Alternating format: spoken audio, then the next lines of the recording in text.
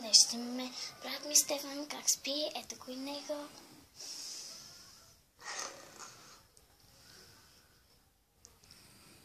Колса, полевойс, колса, полевойс.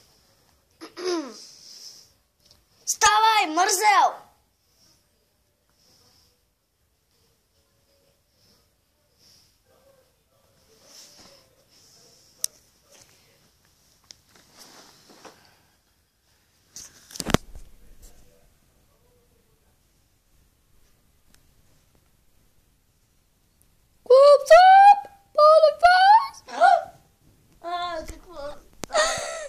Тъмно стана вчера, заспах с дрехите, затова съм така.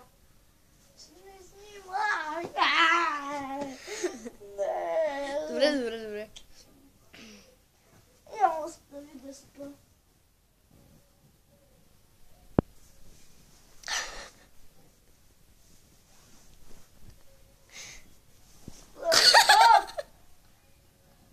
Ставай. Добре. Обличай се. Аз съм облечен то. Но, както сега видяхте, че спъм, това не беше всичкото ми легло. Това беше просто диван. Тук спах за малко. Иначе това е истинското му легло.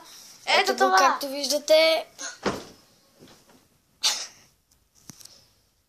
Аз няма спа при него или на дивана. Много рядко. Ето. Той понякога спи при мен на долното легло. О, ела да ви покажа моята стая. Тук сме по коридора ни. Това е моята стая, както виждате. Ето го долното легло. Това е долното легло.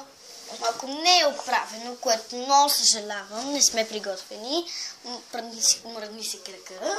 Няма, ето го вижте, горното вижте.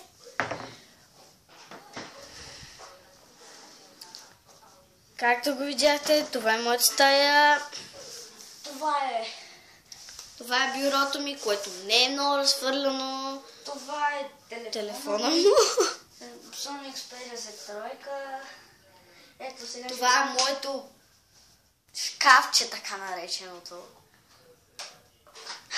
Ето ми го. Тук си държа бившите ми кукли. Ето ми го без лъв. Ето отзад вижте колко е тънъл.